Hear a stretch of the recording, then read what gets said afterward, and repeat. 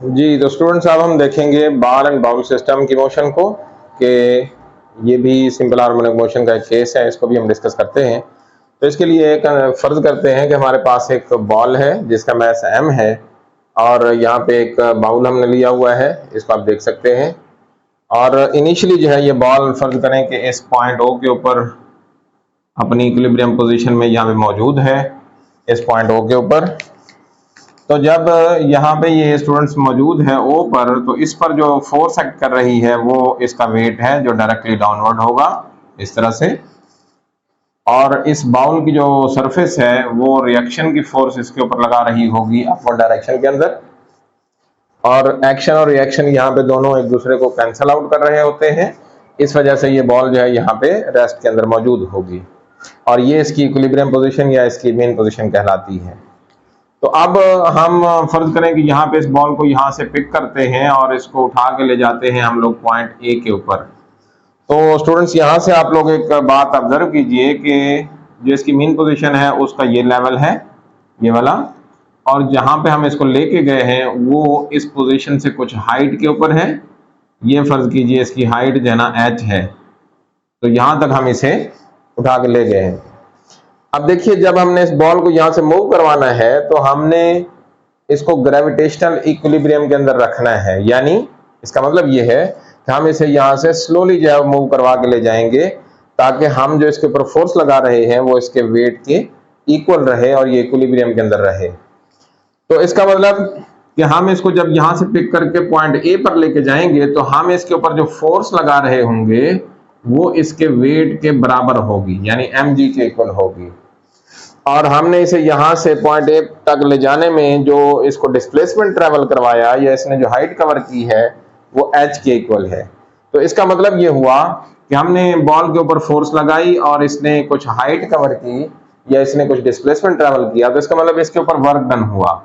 उस work done को students हम लोग लिखा करते हैं इस तरह से, W is equal to F D से। एफ से मुराद होता है फोर्स और डी से मुराद है डिस्प्लेसमेंट। तो अब यहाँ पे चूंकि हमने जो फोर्स है वो लगाई है वेट के इक्वल, तो लिहाजा फोर्स की जगह पे mg हम पुट करेंगे, और डिस्प्लेसमेंट जो है वो यहाँ पे हाइट की शक्ल में है, तो लिहाजा हम इसको h पुट कर देंगे। तो इसका मतलब हमने बॉडी के ऊपर जो वर्क डन किया है इसको यहाँ से a तक ले जाने में, that was equal to mgh। ये है वो वर्क डन जो mgh के इक्वल है। तो स्टूडेंट्स, जब हम इसको यहां तक लेके आते हैं तो हम इसके ऊपर जो वर्क डन करते हैं वो इसकी पोटेंशियल एनर्जी के तौर पर इसमें स्टोर हो जाता है।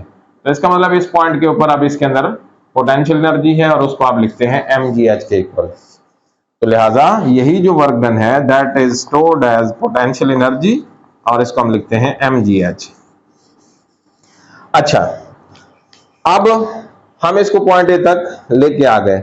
जब हम इसको यहां से रिलीज करेंगे तो रिलीज करने पर ये बॉडी वापस जो है पॉइंट O की तरफ आएगा due to the restoring force. और अब यहाँ पे रिस्टोरिंग फोर्स कौन सी है? The force of gravity. यहाँ पे इस केस में ये रिस्टोरिंग फोर्स की वजह से वापस आएगा, और इसकी जो रिस्टोरिंग फोर्स होगी, रिस्टोरिंग फोर्स वो यहाँ पे होगी ग्रेविटी की फोर्स, या इसे फोर्स ऑफ ग्रेविटी आप कहेंगे, फोर्स ऑफ ग्रेविटी। तो इसके तहत ये वापस अपनी मेन पोजीशन की तरफ मूव करेगा और ये पहुंचेगा पॉइंट O के ऊपर, और इनर्शिया की वजह से अब ये यहाँ पे स्टॉप होने की बजाय ये इस बाउल पर जो है वो आगे एक पोजीशन B तक चला जाएगा, दोबारा एक हाइट अटेन कर लेगा, और यहाँ पे जाके फिर ये वापस O की तरफ मुड़ेगा, और रिस्टोरिंग फोर्स की वजह से ये वापस O की तरफ आएगा, और फिर इनर्शिया की वजह से यहाँ रुकने की बजाय ये फिर ए पर चला जाएगा, और इस तरह से ये अपनी मोशन को कंटिन्यू करेगा बिटवीन OA एंड OB। तो इन दो पोजीशन के दरमियान जो है ये अपनी पोजीशन को अपनी जो मोशन है उसको कंटिन्यू करेगा। तो अब स्टूडेंट्स, इसमें भी वही बात है कि जब ये बॉडी यहाँ से पॉइंट A के ऊपर होता है तो इसके अंदर मैक्सिमम पोटेंशियल एनर्जी है, और काइनेटिक एनर्जी यहाँ पे 0 होती है क्योंकि ये रुका हुआ है इस पॉइंट के ऊपर। इनिशियली जब हम इसे ऑब्जर्व करते हैं, यानी जब हमने ऑब्जर्व करना स्टार्ट किया तो ये रुका हुआ था, तो इसकी काइनेटिक एनर्जी 0 हो गई। अब जब ये वापस आता है तो इसकी हाइट जो है वो रिड्यूस होना शुरू कर देती है। जब हाइट कम होना शुरू करती है तो इसका मतलब पोटेंशियल एनर्जी कम होना शुरू कर देगी। इसकी वेलोसिटी बढ़ना शुरू कर देती है। तो जब वेलोसिटी बढ़ रही हो तो एक्सेलरेशन पॉजिटिव और उसकी डायरेक्शन जो है वो मेन पोजीशन की तरफ होगी या मोशन की तरफ होगी। तो जब ये पॉइंट ओ पे पहुंचता है तो इसके अंदर जो पोटेंशियल एनर्जी है वो जीरो हो जाती है और जो काइनेटिक एनर्जी है वो मैक्सिमम हो जाती है, क्योंकि इस पॉइंट के ऊपर बॉडी के अंदर मैक्सिमम स्पीड होगी। जब ये ओ से बी की तरफ जाता है तो फिर इसकी जो हाइट है वो दोबारा बढ़ना शुरू हो जाती है। इस पॉइंट से यहाँ से इसकी हाइट जो है वो दोबारा बढ़ना शुरू हो जाती है। जब हाइट बढ़ रही हो तो पोटेंशियल एनर्जी इसकी बढ़ना शुरू हो जाती है और वेलोसिटी इसकी कम होती है। वेलोसिटी कम होने की वजह से इसका एक्सेलरेशन जो है नेगेटिव होगा और नेगेटिव एक्सेलरेशन की जो डायरेक्शन है वो वापस मीन पोजीशन की तरफ होगी। तो इसका मतलब जब ये बी पर पहुंचेगा तो फिर इसके अंदर जो पोटेंशियल एनर्जी है वो मैक्सिमम होगी और जो काइनेटिक एनर्जी है वो जीरो होगी। तो स्टूडेंट्स उसके बाद फिर ये वापस बी से ओ की तरफ आएगा, वेलोसिटी दोबारा बढ़ेगी। जब वेलोसिटी बढ़ेगी तो एक्सेलरेशन पॉजिटिव होगा, यानी उसकी डायरेक्शन दोबारा जो है ओ की तरफ होगी और फिर जब ये अगेंस्ट ग्रेविटी दोबारा जो है मूव करेगा तो इसकी वेलोसिटी डिक्रीज होगी।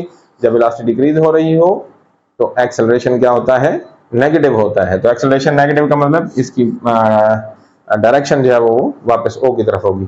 तो इस मोशन के अंदर भी हमने ये देखा कि बॉडी जो है, ये बॉल जो है जिस तरफ भी मूव करता है उसका एक्सेलरेशन जो है वो इसके डिस्प्लेसमेंट के डायरेक्टली प्रोपोर्शनल है और उसकी जो डायरेक्शन है वो हमेशा मीन पोजीशन की तरफ होती है। इसका मतलब ये हुआ कि ये जो बॉल एंड बाउल सिस्टम है इसमें बॉल की जो मोशन है वो भी सिंपल हार्मोनिक मोशन की एक टाइप है।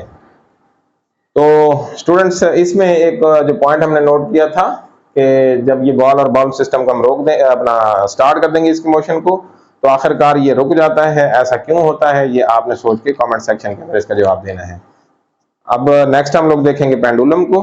तब तक के लिए इजाजत दीजिए। अल्लाह हाफिज।